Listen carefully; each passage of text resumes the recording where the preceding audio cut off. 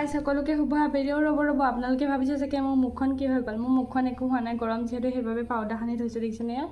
বেয়া লগা নাই বগা লাগিছে ন অলপমান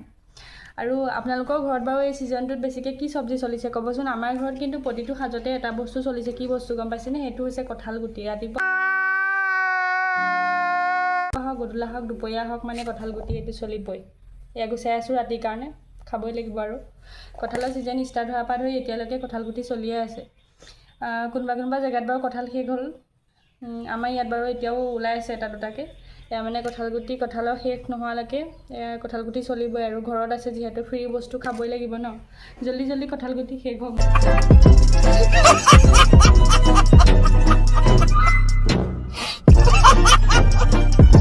কঁঠাল শেষ হওক তাৰে কামনা কৰিছোঁ আৰু অকল কঁঠাল গুটি খাই ইমান বেয়া নাপাওঁ তথাপিতো এতিয়া খাই মানে আমনি লাগি গৈছেগৈ আৰু কঁঠাল গুটি জিন্দাবাদ হৈ আছে মানে গম পাইছেনে